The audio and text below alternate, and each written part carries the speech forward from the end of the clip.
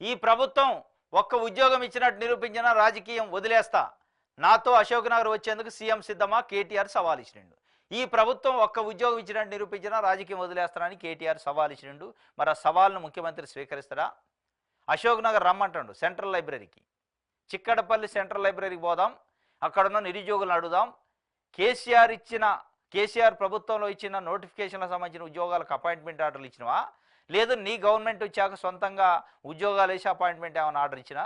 8 నెలలు గడిచిపోయింది, మీరు ఒక ఉద్యోగం ఇచ్చినట్టు నిరూపిస్తే, అంటే పాత నోటిఫికేషన్ కాకుండా, నేను రాజకీయాలు వదిలేస్తా, అశోక్ నగర్ పోయి నిరుద్యోగుల సాక్షిగానే అడుగుదామని కేటీఆర్ సవాల్ ఇచ్చిండు. ముఖ్యమంత్రి రావాలని. ఆయన రాడు, ఈయన చూడు, ఇది అయ్యేది కాదు, ఉట్టిది. ఇవన్నీ ఏంటంటే సవాళ్ళ కోసమే. నిజంగా నిరుద్యోగుల కోసం ఎవడు మాట్లాడలే.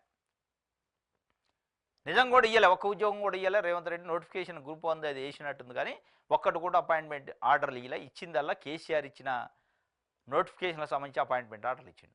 కానీ కాంగ్రెస్ పార్టీ ఏం చెప్పింది? 1 సంవత్సరం లోపు 2 లక్షల ఉద్యోగాలు భర్తీ చేస్తాం, దాంతోపాటు ఉద్యోగ క్యాలెండర్ వేస్తాం అంది. ఇది లేదు, అది లేదు, దాని గురించి అసలు అసెంబ్లీలో చర్చ లేదు. ఏదేదో మాట్లాడుతున్నారు, సంబంధం లేనిది, ప్రజలకు సంబంధం లేనిది మాట్లాడుతున్నారు. రైతులకి, మహిళలకి, నిరుద్యోగులకు సంబంధం లేని విషయాలు మాట్లాడుతున్నారు తప్ప ప్రజల కోసం మాట్లాడినట్టు అసెంబ్లీ లేదు.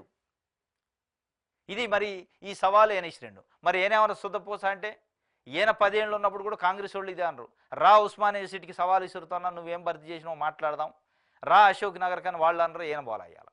మరి నువ్వే పోవైతే తెలంగాణ ఉద్యమ పార్టీ, తెలంగాణ కోసం ఉద్యమం చేసినావు, నీళ్లు నిధులు నియామకాల కోసం చేసినావు. మీరు చేసిన నియామకాలు ఏందో చెబుతూ రండి, ఆర్ట్స్ కాలేజీకి వస్తావా, అశోక్ నగర్ వస్తావా, రాండి అని ఇలా కాంగ్రెస్ బీజేపీ డిమాండ్ చేసినాయి. మీరు ఏ రోజైనా వచ్చి నిజంగానే చర్చలో పాల్గొంటే ఇవాళ వాళ్ళు కూడా వచ్చారు. ఇవాళ వాళ్ళు సవాలు ఇస్తే మీరు తోకముడిచారు, ఇవాళ మీరు సవాలు ఇస్తే వాళ్ళు తోకముడుస్తారు. ఇది తప్ప అల్టిమేట్గా నిరుద్యోగులకు ఒరిగేది ఏం లేదు, నిరుద్యోగులు కడుపు నిండేది లేదు.